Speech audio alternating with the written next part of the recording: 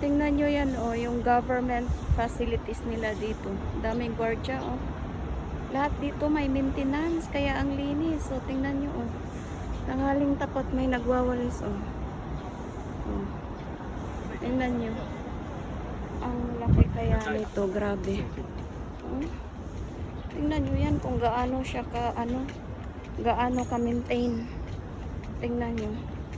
Pag Sunday, punong-puno to ng mga OFWs, Indonesian, tsaka Philippines. Ito yung Tamar Park dito sa Hong Kong.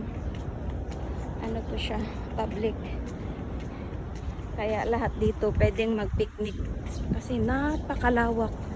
City na to, ha? Pero tingnan mo, may mga upuan. City na to. Pero tingnan nyo, more on nature sila dito. Kahit nasa syudad, ang daming kahoy. Yan, oh. Oh. Tingnan nyo yan. Oh. Grabe kalawak nito ditong park na to. Kaya ang daming pwedeng pagtambayan. Yan, oh. Meron nga natulog, oh. Tingnan nyo. May natulog. Oh. Ganito ka-maintain dito. Kasi nga, walang kurakot. Walang nakaw-nakaw. Oh. Kung sa Pilipinas to ganito, walang magnanakaw, walang mga kurakot na politiko. Sus, ang daming magagawa sa pera ng mga Filipinos. Mapaganda yung Pilipinas. Ayun, oh, tingnan nyo. Napakalawak dito. Grabe ang lawak nito. As in. Yan, oh. Napaka-peaceful. Lahat talaga dito may maintenance, kaya napakalinis at saka napakaganda. O, tingnan nyo yung ano nila, o, yung pangdilig-dilig nila dahil sobrang init ngayon. O, meron silang ganyan, pangdilig. O, ganun siya, o. Yun yung ano, o, dito sa Hong Kong. Yan, tingnan nyo yung itatanim nila na ano, kasi naupaw na. Kaya nag-ano sila ng pananim. Tingnan nyo. Grabe. Yung mga ano nila dito, yung mga project nila dito. Yung ano, yung mga tao, yung mga gumagawa ng project nila dito. Mauna pang mawala kaysa ginawa nilang mga structures. Kasi nga, ano sila, one time lifetime. Yung mga pundasyon na dito sa paggawa ng mga structures or mga building or whatever.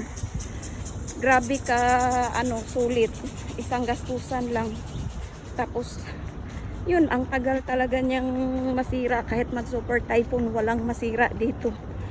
Kasi, pag nasira yung ginawa nilang construction, makukulong sila. Ganon ka ano dito. O, tingnan nyo yan. Ganon kahigpit dito. Kaya wala talagang mga substandard dito. Puro mga solido talaga, pulido yung gawa nila. Kasi nga makukulong sila. Habang buhay silang makulong. Kung masira yung mga ginawa nilang mga construction. Kaya grabe talaga, no. Sana ganito yung Pilipinas, no. Walang politikong maraming magnakaw. Oh, lahat ng tao makinabang sa mga ginagawa ng government dito. O, tingnan nyo, oh. Daming upuan, may mga barbecue site pa na libre. Yung mga beach dito, ang ganda-ganda. May lifeguard, may shower, may free water, lahat libre. Walang bayad.